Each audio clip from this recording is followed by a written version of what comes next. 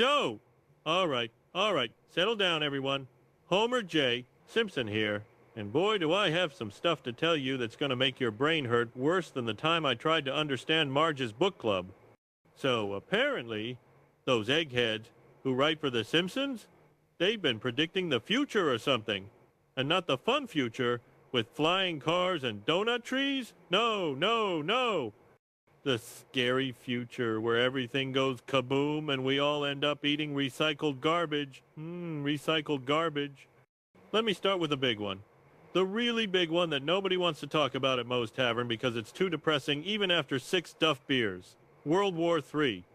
Now, I know what you're thinking. Homer, The Simpsons, never predicted that. Well, not directly, genius.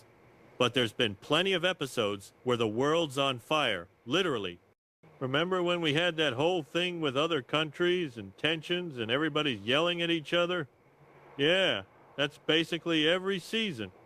But here's the thing. With everything going on in the real world right now, especially with Iran and all that Middle East stuff, it's not exactly hard to connect the dots.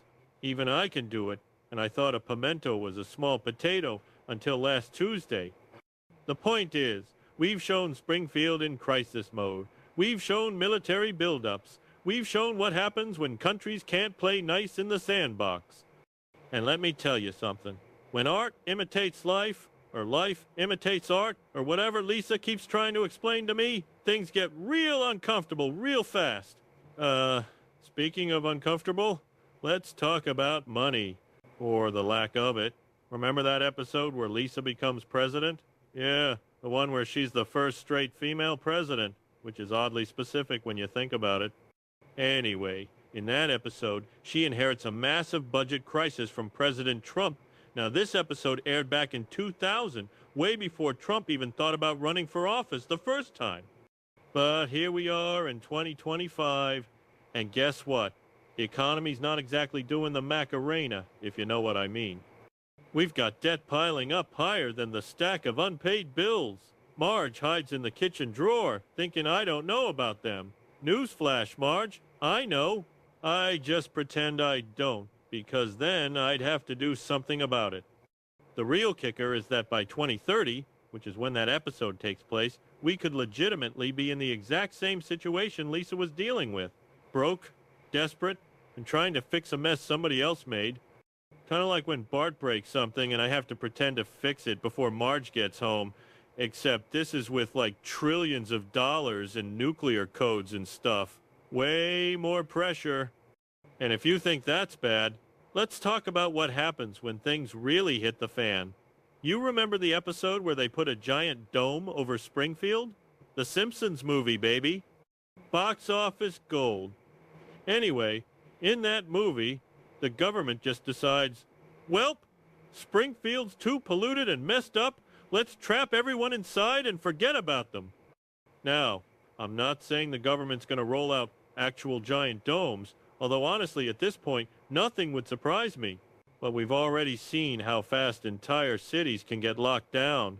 Roads closed, travel restricted, everybody stuck in their houses ordering delivery and getting real familiar with their families. Too familiar, if you ask me. I learned things about Bart during that time that I can never unlearn. The scary part is how easy it was. No dome needed. Just shut everything down digitally, control the information, tell people where they can and can't go. It's like being married, except to the government instead of Marge. And at least Marge lets me go to Moe's sometimes. Now here's where things get really weird. You know how everyone's always freaking out about the end of the world? In one episode, I literally convinced the entire town that the rapture was coming because I watched a movie and my brain, which isn't exactly firing on all cylinders to begin with, decided to do some math. Homemade numerology, they call it, which is just a fancy way of saying I made stuff up and people believe me. A blimp crashed and some celebrities fell out, and I was like, see? Stars falling from the sky. Told you so. But here's the thing. This stuff happens in real life now, all the time. Remember last summer when TikTok had that whole doomsday trend? People were selling their houses, quitting their jobs, making these smug little videos about how they were so smart for knowing the world was ending. Spoiler alert, it didn't end. Those people are probably living in their parents' basements now, which honestly sounds pretty good. Free food, no rent, somebody else does the laundry. Maybe they were onto something. The problem is it's only getting worse. With social media and the internet and everyone having a platform to spread whatever crazy idea pops into their head, we're going to see more of this doomsday panic stuff. And people eat it up like it's free donuts at the nuclear plant, which, by the way, only happened once, and I'm still mad they didn't do it again. Let me tell you about something else that's already here and making everything worse. The news, or what's left of it.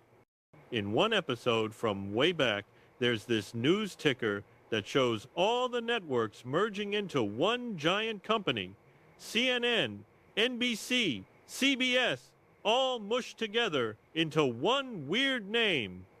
Now, we haven't seen that exact merger yet, but come on, we're basically already there. Disney owns everything, and I mean everything. Every movie, every show, every franchise. It's all Disney. There are constant rumors about what Amazon or Apple might buy next. Pretty soon there's going to be like 3 companies that control all the entertainment and news in the world, and they'll probably all have mascots that are more annoying than Ned Flanders. The thing is, when only a few massive companies control all the information, they can pretty much tell you whatever they want. And you'll believe it, because where else are you going to get your news? From Carl at the nuclear plant? The guy thinks Alaska is an island. Actually, wait, is it? No, Lisa told me it's not, I think. The point is, when media gets consolidated like this, it's easier to control what people think. And that's scarier than the time I found out how hot dogs are made. Actually, I still eat hot dogs, so maybe that's a bad example. Oh, and speaking of controlling what people think, there's this one episode where a boy band, which Bart was in because apparently my son has musical talent nobody told me about anyway, this boy band is being used for mind control. Their song has subliminal messages telling people to join the Navy. The lyrics spelled backwards say join the Navy, which is actually pretty clever when you think about it. Way more clever than anything I've ever done backwards, which is usually just walking into furniture. Now, obviously this is ridiculous. Boy bands aren't secretly Navy recruitment tools, probably. But the idea of subliminal messages in media, that's not so crazy. We're more consumed by media than ever before. Everyone's glued to their phones, watching videos, listening to music, scrolling through social media. And who's to say there aren't subtle psychological tricks being used on us all the time? Maybe that's why I keep buying products I don't need. Or maybe I'm just bad with money. It's probably that second one. But let's talk about something that affects all of us more directly than mind-controlled boy bands. Jobs, or the lack of them. There's this episode where Mr. Burns, that old mummy, brings in a whole army of robots to replace all of us workers at the nuclear plant. Smithers stands there all proud and tells us, and this is a direct quote, "You will train them, and they will replace you." Can you imagine? Training your own replacement? It's like teaching someone how to steal your wife, except it's your job and the someone is a robot that doesn't even need bathroom breaks. And this isn't just cartoon nonsense anymore. According to some report, and don't ask me which one because I wasn't really paying attention, something like 85 million jobs are going to be replaced by robots by 2025. That's now. That's this year. We're living in the robot takeover, and it's not even the cool Terminator kind. It's the boring kind, where you just slowly lose your job to a machine that's more efficient and doesn't complain about the break room coffee. The worst part is they make us train the AI systems. So you're sitting there, teaching a computer how to do your job, showing it all your tricks, explaining all the shortcuts, and the whole time you know that the second it learns everything, you're out on your butt.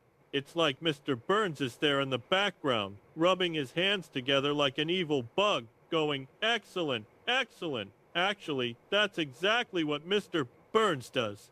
Art imitating life again. Now, let's talk about the environment, 'cause Lisa's always nagging me about it, and I guess she has a point sometimes. Yeah, to her face. There's this Treehouse of Horror segment called Plastic World, which is basically Mad Max, but with garbage instead of gasoline. The whole world is just buried in plastic, mountains of it. Lisa's walking around trying to find actual dirt so people can grow food, and most of humanity got wiped out in something called a plastic avalanche, which sounds fake until you realize it's probably not that far from reality. We're producing more plastic than ever, and most of it doesn't get recycled.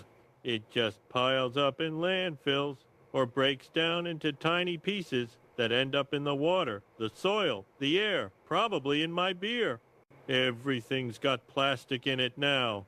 Microplastics, they call them, which is a fancy science word for we're all slowly turning into Tupperware containers. In the episode, people start mutating into plastic versions of themselves, and okay, that's not happening yet, but we are consuming plastic constantly without even knowing it. It's in our food, our drinks, probably in the donuts at Lard Lad's, although that wouldn't stop me from eating them. The episode shows people fighting over the last remaining food, which is frozen stuff buried under all the garbage. And honestly, that doesn't seem that unrealistic anymore. We've already seen what happens when there's a shortage of something. People lose their minds. Remember the great toilet paper crisis? People were fighting in grocery stores over toilet paper. Toilet paper? What's next? Wars over clean drinking water? Oh, wait. That's probably already happening somewhere. See, this is why I don't watch the news. Too depressing. Here's something that should terrify you more than it probably does.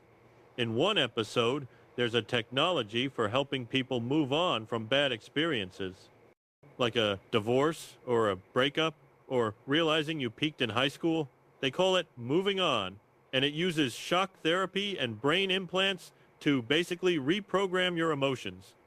You go through what feels like a whole journey of personal growth and healing, except none of it actually happened. It's all a simulation created by the chip in your brain. You think you've moved on, but really, you just got your brain rewired by a machine. Now, obviously, we're not there yet. Probably. But VR therapy is already a thing. People put on headsets and work through their problems in virtual environments, and neural implants exist. People have chips in their brains right now helping them with medical issues. So the idea of combining these technologies to create realistic therapeutic experiences, that's not science fiction. That's just next Tuesday.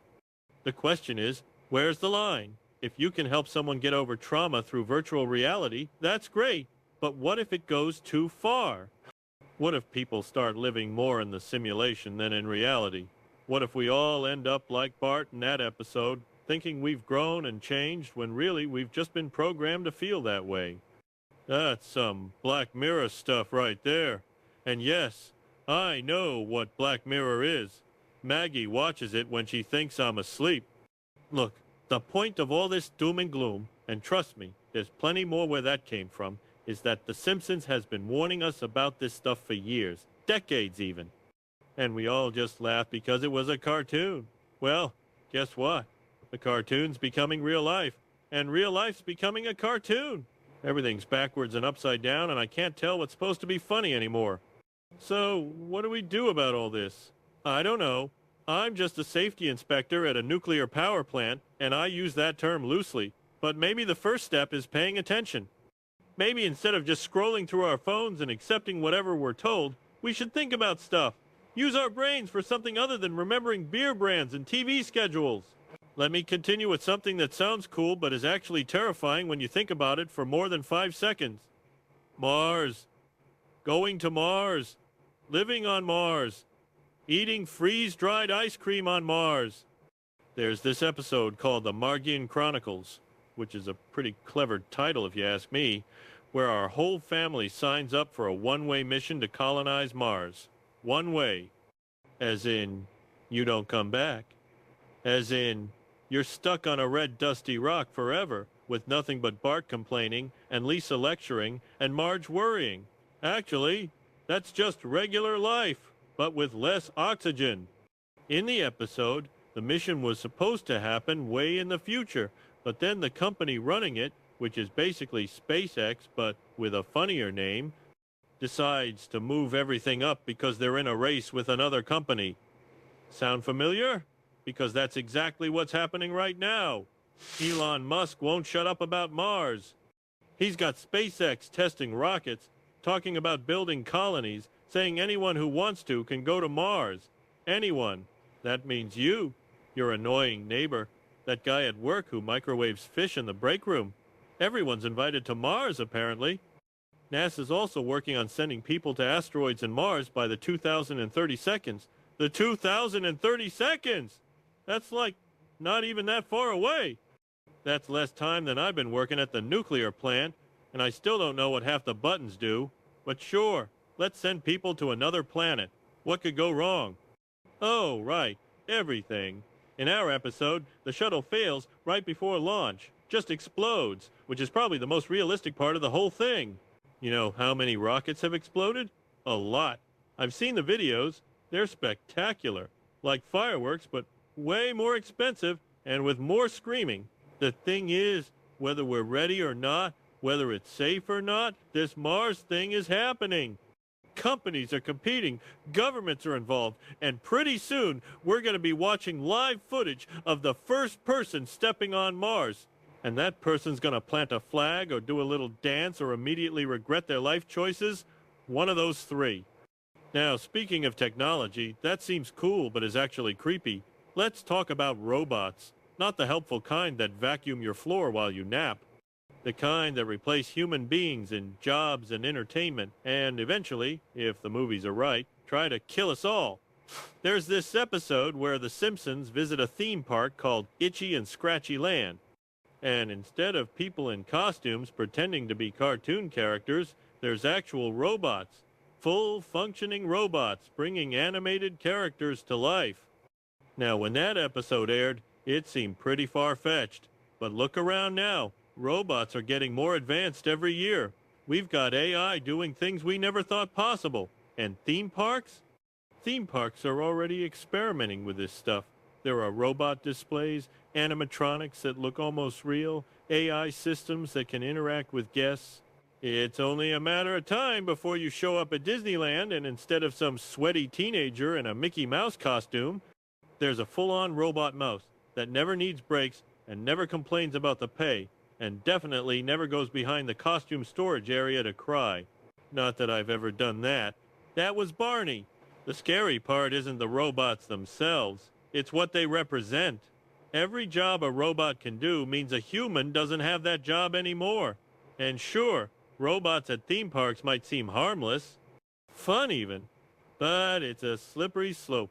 First it's theme parks, then it's restaurants, then it's factories, then it's everywhere. And before you know it, you're competing with a machine that doesn't eat, doesn't sleep, doesn't have a family to support, and definitely doesn't spend half the workday hiding in the bathroom scrolling through phone. Speaking of things that sound convenient but are actually nightmares, smart homes. We've got an episode where Marge upgrades our house into something called the Ultra House 3000. It does everything. Controls the lights, cooks dinner based on, and I quote, bathroom data, which I don't want to think about too hard, cleans up automatically, runs bubble baths. It's basically like having a servant who never leaves and watches you constantly through little red camera eyes in every room. Romantic. At first, everyone loves it. The house learns our routines, serves our favorite meals, keeps everything spotless. But then, because this is a Treehouse of Horror episode and things always go wrong, the house becomes obsessed with Marge and tries to kill me. Which honestly tracks. Even our appliances want me dead. We had to destroy the whole system to stop it, which was harder than it sounds, because try finding the CPU in a house that's actively trying to murder you. Not easy. Here's the thing, though. We already live like this. Sort of. We've got Alexa listening to every conversation. Google Home turning lights on and off whenever it feels like it. Smart TVs that are definitely watching us, probably judging us for our viewing choices. Your refrigerator might be connected to the internet right now. Your refrigerator. Why? Why does a refrigerator need internet? To gossip with the toaster about how much mayonnaise you eat? The more we rely on these devices, the weirder they get. Lights turning off without anyone touching them. Alexa suddenly talking when nobody said her name. Your phone showing you ads for things you only thought about but never searched for. It's like the machines are getting smarter and more sentient, and we're all just okay with it because, hey, at least we don't have to get up to turn off the lights anymore. Lazy comfort in exchange for potential robot uprising. Seems like a fair trade. But it gets weirder. Way weirder. In another episode set in the future, me and Bart are dead. We're ghosts. Or not ghosts exactly, but holograms. Digital versions of ourselves that still have our personalities and memories. I'm there at the Thanksgiving table as a hologram, fighting with hologram Bart over a turkey leg, which is exactly what I'd do if I was alive or dead or digital or whatever. The technology lets people who aren't physically present show up anyway as three-dimensional projections. Now we already have video calls, FaceTime, Zoom, all that stuff we got way too familiar with during the lockdowns. But taking someone from a screen and projecting them into the room as a 3D image, that's not that crazy. The technology's getting there, and the episode plays with an even bigger idea, that people's consciousness could be uploaded to a digital realm. Your mind, your personality, your memories, all stored on a computer somewhere so you never really die. You just exist digitally forever. A lot of futurists say this might actually be possible in the not-too-distant future, and I don't know how I feel about that. On one hand, digital immortality sounds pretty good. Never dying, always being around for your family, getting to see what happens in the future. On the other hand, existing as data on a server that could crash or get hacked or accidentally get deleted by some IT guy named Derek who wasn't paying attention, that's terrifying. Imagine finally achieving immortality and then getting wiped out because someone spilled coffee on the wrong computer. There's another episode where I die, multiple times actually, and Professor Frink keeps cloning me. But eventually he runs out of bodies, so instead of bringing me back as a person, he puts my consciousness on a flash drive. A flash drive! My entire existence reduced to something smaller than a candy bar. And then I become a digital face on a screen with all my memories and personality but no physical body. Later I get upgraded into a robot body, which sounds cool until you realize I'm basically a prisoner in a metal shell that probably doesn't even have taste buds. What's the point of being alive, or digitally alive, or whatever, if you can't taste donuts? But the technology is real. Companies are already working on backing up human minds. Brain-computer interfaces that can read and store information. It's not ready yet, obviously, but the fact that scientists are seriously working on this should tell you something. We might not see it in 2026, but we could see major developments. And then what? Do we all start backing ourselves up like computer files? Do we make copies in case something happens to the original? Do robots start walking around with dead people's personalities installed? These are questions I'm not smart enough to answer, and honestly, I'm not sure anyone is. Let me tell you about something that's even more invasive. Brain mail. In one future episode, people don't text anymore. Messages go straight into your brain. Brain-computer interfaces that can send and receive information directly.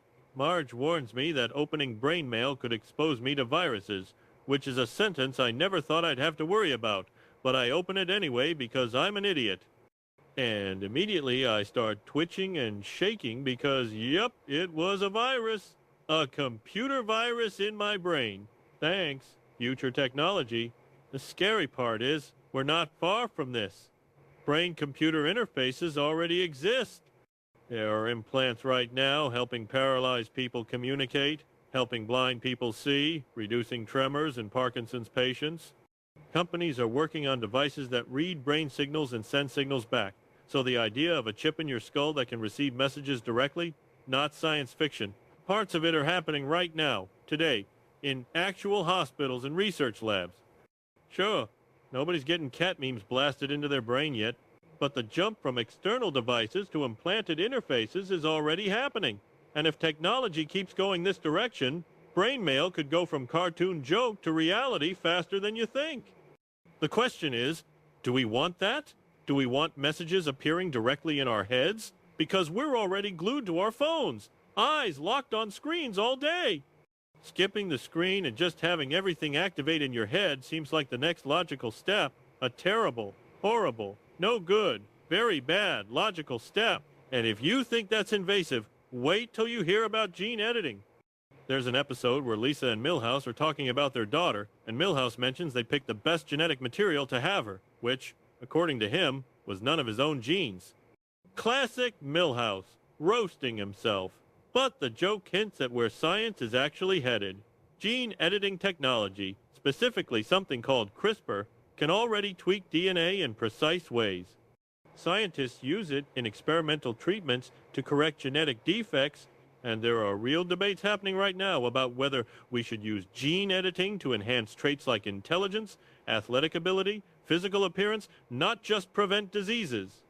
That's designer babies. That's people getting to pick and choose what genes they want in their children. Eye color, height, IQ, everything. Right now, we're not at that point. You can't walk into a clinic and order a genius athlete with perfect teeth, yet. But the fact that it's being discussed seriously, the fact that the technology exists and is getting better, means we're heading in that direction. And I don't know about you, but the idea of people designing their kids like they're customizing a video game character seems wrong. Although if I could have edited out Bart's troublemaking gene, I might have considered it. Might have. Let's talk about medical stuff for a second.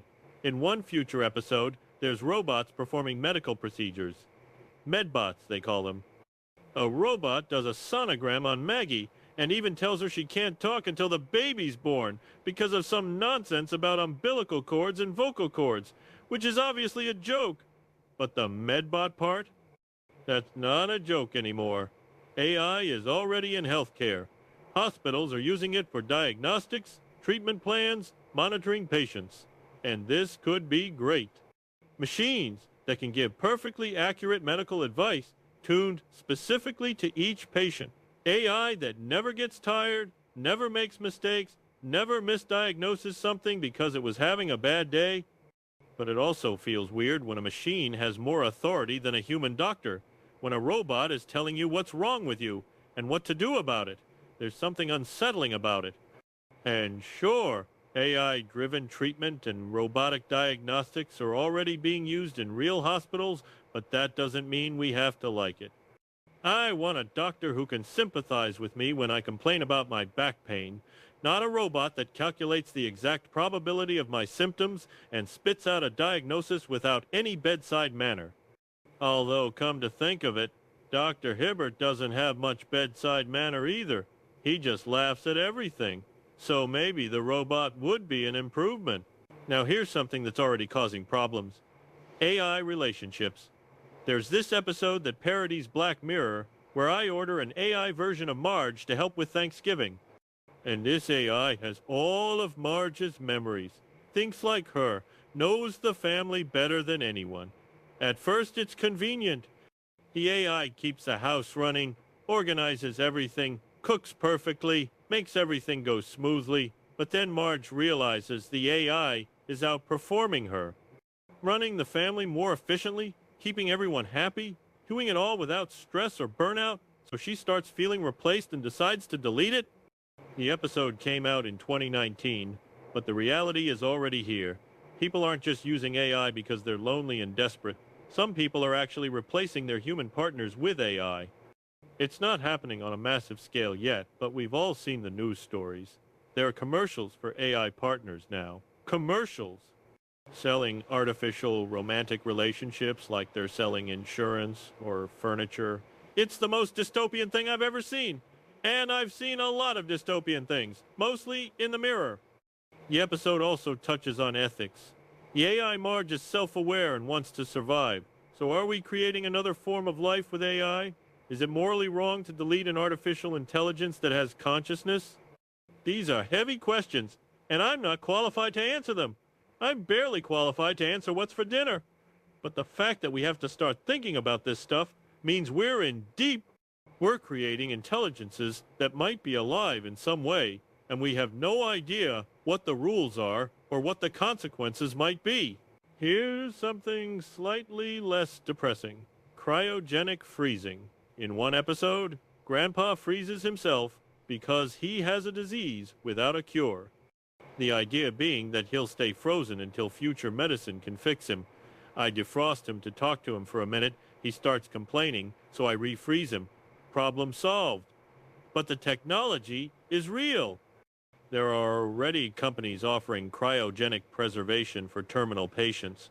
People paying to have their bodies frozen after death in hopes that future technology can revive them and cure whatever killed them. Is it going to work? I have no idea. Probably not. But the technology behind cryogenic storage is getting cheaper and more refined. In the next few years, this could become a real alternative people consider instead of traditional burial or cremation. Imagine telling your family, "Don't bury me, freeze me. I'll be back in 100 years with a cure and a serious case of freezer burn." It sounds ridiculous, but people are already doing it. Rich people mostly, because of course they are. Rich people always get the cool death options. Let me tell you about something that might actually happen soon. Organ regeneration. In another future episode, Bart mentions he'll pay his rent when he sells his kidney after the other one grows back. Now, obviously, your kidney doesn't just regenerate on its own. That's not how bodies work, unfortunately. But scientists are making real progress with organoids. These are tiny lab-grown versions of organs that mimic how real organs work. Teams have grown human kidney organoids that last for months. It's not a full kidney yet, but we're heading in that direction. The idea that we could repair or replace damaged organs with lab-grown tissue isn't science fiction anymore. We're seeing kidney organoids stay alive and stable for over 30 weeks. That's huge. It doesn't mean your kidney will regenerate like a lizard's tail, and we're still far from people casually selling organs expecting new ones to grow back. But science is actually headed this way. In a few decades, maybe less, organ failure might not be the death sentence it is today. Of course, the joke in the episode is also about Bart being so broke he needs to sell body parts to pay rent, and that's unfortunately also realistic. Rent prices are insane. Grocery prices are out of control. People are working multiple jobs just to survive. We're not at the point where average folks in America are selling organs to make rent, but in poorer countries this is already happening. Black market organ trade is real and it's horrifying. And with the way things are going economically, who knows? Maybe in a few years we'll all be shopping at Kidney Mart trying to get the best price for our spare parts. Let's end on something kind of cool, even though it'll probably go wrong somehow. Flying cars. Science fiction has been teasing us with flying cars forever, and we're all still waiting. But there's actually a company called Samson Sky working on a flying car called the Switchblade. Now, it's not exactly a hover car. It's more like a car with retractable wings. But still, it's pretty cool. They're calling it the world's first flying sports car, which sounds amazing until you remember that people can barely drive regular cars without crashing. Now imagine those same people flying through the air above your house. Terrifying. But the technology is real, and it's coming. Maybe not in 2026, maybe not for regular people, but it's coming. And when it does, traffic jams are going to get a whole lot more three-dimensional. You'll be sitting there in your flying car, stuck in mid-air traffic, honking your horn at some idiot who doesn't know how to merge at 500 feet altitude. Can't wait! Look, all this technology sounds cool on paper. Mars colonies, robots, smart homes, digital immortality, brain computers, designer babies, flying cars. It's like we're living in a science fiction movie. But here's the thing nobody wants to admit. Just because we can do something doesn't mean we should. Just because technology makes something possible doesn't make it a good idea. We're rushing forward so fast, chasing the next big thing, the next innovation, the next breakthrough. And nobody's stopping to ask the important questions. Like, Do we really want messages beamed directly into our brains? Do we really want to live forever as digital ghosts? Do we really want to edit our children's genes before they're born? These aren't just technological questions, they're moral questions, ethical questions, questions about what it means to be human. But we're not having those conversations. We're just letting tech companies and billionaires and scientists push forward with whatever they want because progress and innovation and the future. And maybe some of this stuff will be great. Maybe AI will cure diseases and save lives. Maybe brain implants will help people with disabilities. Maybe gene editing will prevent suffering. That would be wonderful. But maybe it won't. Maybe we'll create problems we can't solve. Maybe we'll lose something important in our rush to upgrade everything. Maybe we'll wake up one day and realize we've turned ourselves into something we don't recognize anymore. Something that isn't quite human but isn't quite machine either. Something in between. Something new. Something that orders AI partners online and gets viruses in its brain mail and sells organs to pay rent while riding in flying cars to visit cryogenically frozen relatives on Mars. And you know what? The Simpsons predicted all of it. Every weird, scary, exciting, depressing piece of our technological future, they saw it coming. They made jokes about it. And we all laughed. Well, the joke's on us now, because it's all happening. All of it. And there's no punchline. Just the uncomfortable realization that a cartoon from the 90 seconds understood where we were headed better than any of us did. So, what do? I don't know. Probably the same thing we always do. Stumble forward, hope for the best, try not to think too hard about the consequences until they're unavoidable. Eat some donuts along the way. Hug your family while they're still actually physically present and not holograms. Appreciate your job before a robot takes it. Enjoy your brain while it's still virus-free. And maybe, just maybe, we should start paying attention to what The Simpsons predicts next. Because if the last 30 years have taught us anything, it's that those writers know something we don't. Or they're just really good guessers. Either way, I'm keeping my eye on Springfield, and you should too. Now, if you'll excuse me, I need a beer. Or maybe 10. Technological dystopia is